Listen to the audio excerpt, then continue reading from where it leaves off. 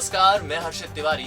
अभय news के 4 जून शुक्रवार दोपहर के बुलेटिन में आप सभी का स्वागत है। खबरों की ओर बढ़ने से पहले यदि आप चाहते हैं अभय न्यूज का बुलेटिन आप तक पर्सनली पहुंचे, तो हमारे व्हाट्सएप नंबर 9111444007 को सेव करें और हमें व्हाट्सएप पर मैसेज भेजें @me अभय न्यूज या अभय न्यूज हमें जोड़ें।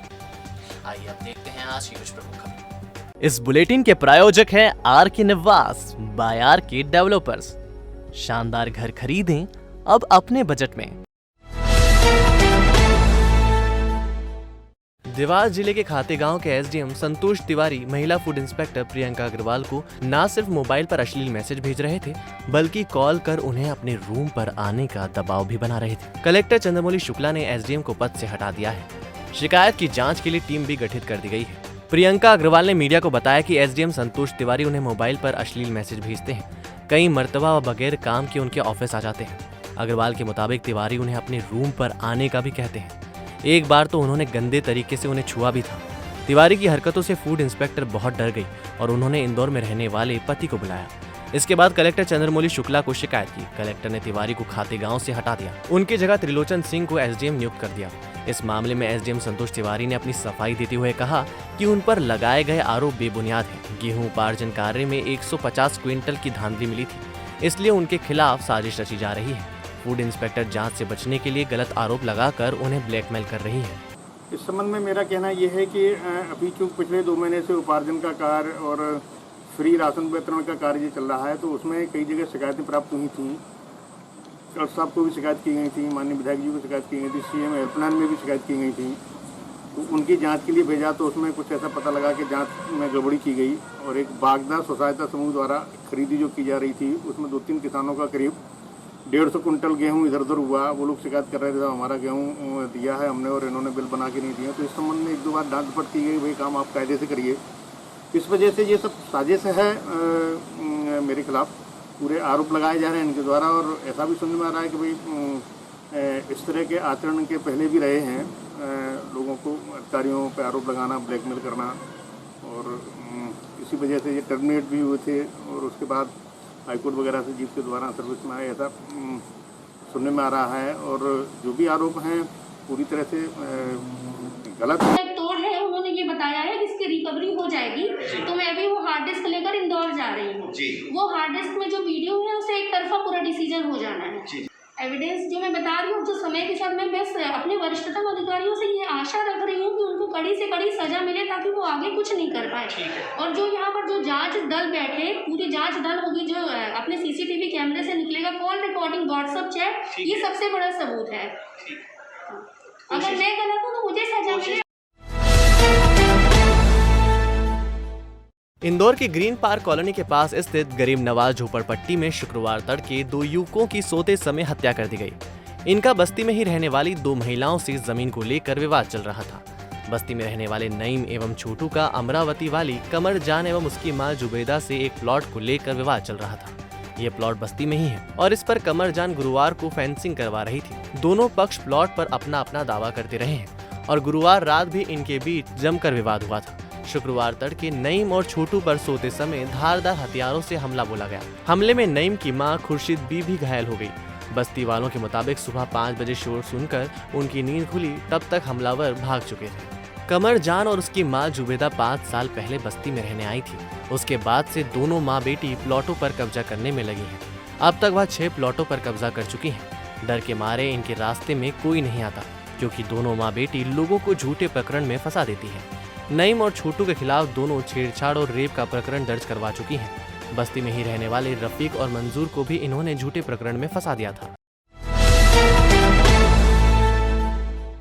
तिलकेश्वर बस्ती में गुरुवार रात हत्या करने वाले आरोपी आकाश मालवी उर्फ गनी भाई शुक्रवार को भी पुलिस की पकड़ से दूर रहा।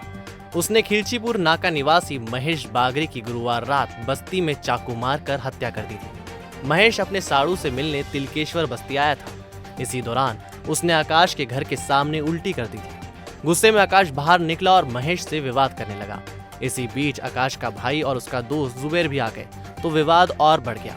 इसी बीच महेश के साड़ू के परिवार ने उल्टी भी साफ कर दी, लेकिन गुस्से से भरे आकाश, उसके भाई और जुबेर ने चाकू से महेश पर कई वार किए। महेश को परिजन घायल हालत में जिला अस्पताल लाए। लेकिन खून अधिक बहने से उसकी मौत हो चुकी थी। महेश की मौत के बाद परिजनों ने जिला अस्पताल में जमकर हंगामा मचाया। आखिरकार पुलिस ने जैसे तैसे उन्हें समझाकर घर भेजा।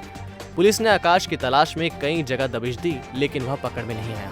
उसके परिजनों को जानकारी के लिए थाने में बिठाया है। महेश चौहान नाम का व्यक्ति है जो कि आगर रोड खिलचीपुर नाका के वहाँ रहता है।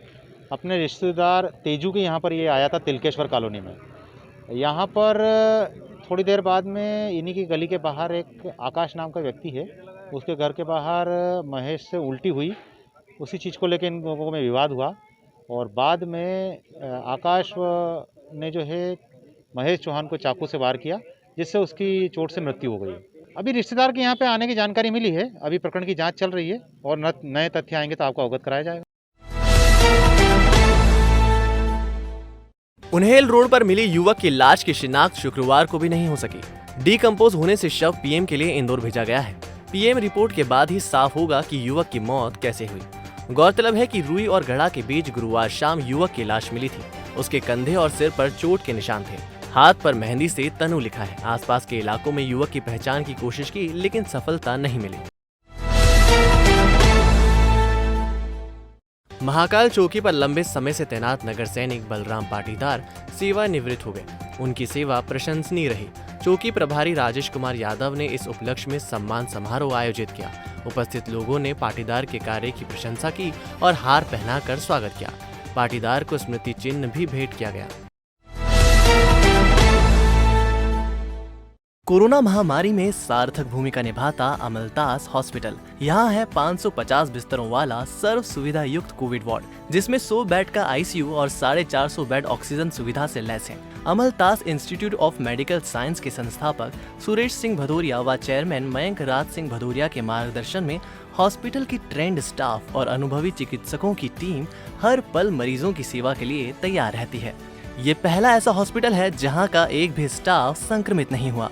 एकमात्र अस्पताल जो उज्जैन, आगर, देवास और शाजापुर के 1600 से ज्यादा कोरोना मरीजों का उपचार कर उन्हें सकुशल घर भेज चुका है।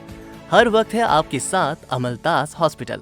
हमारा पता है बांगरगांव, देवास उज्जैन हाईवे 7272426514 और 7024107416।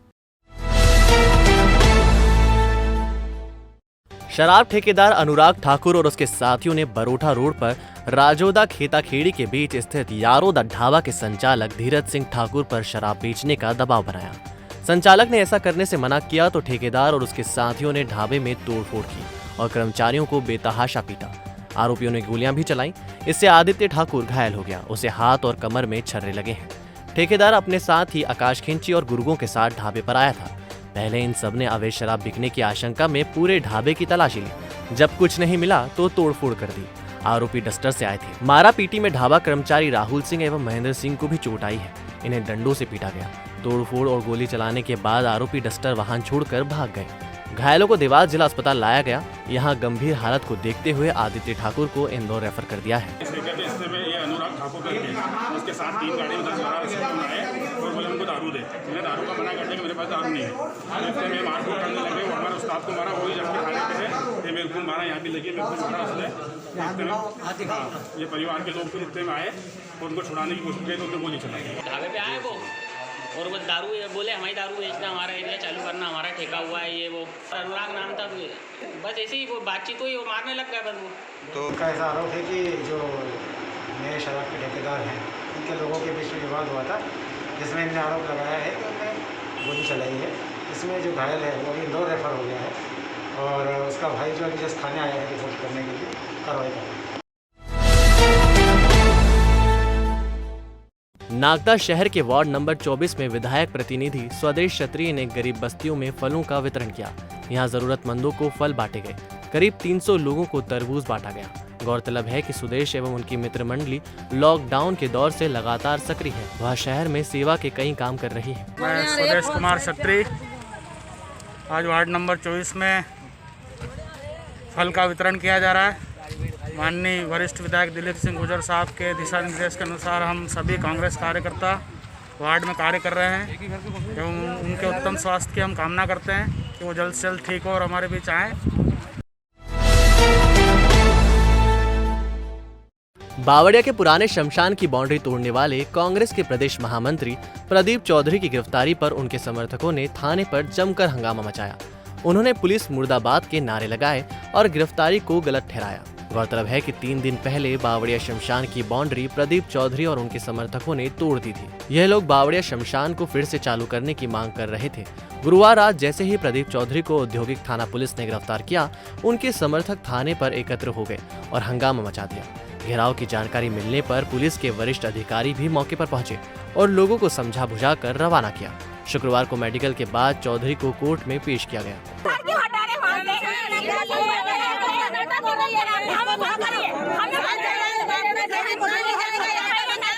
आवाज़ उठाना अगर गलत है तो हम ये गलती बार बार करते रहें।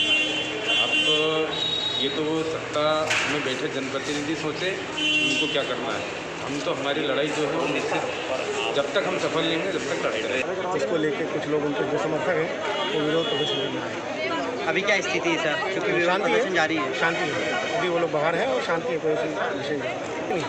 छोड़ने की मांग तो उनकी पहले कभी रही, जब उनकी मांग थी कि प्रदीप चौधरी स्वयं आकर को जाने को बोल दे तो उस चीज़ के मना कर दिया। दवाइयों के लंबे बिलों से अब मिलेगा छुटकारा। पाएं एक ही छत के नीचे सभी प्रकार की दवाइयां एवं निशुल्क घर पहुंच सेवा। पाएं सभी दवाइयों पर 12 से 80% का भारी डिस्काउंट। हमारा पता इजी मेडिकोस 7 बड़ा तेलीवाड़ा उज्जैन।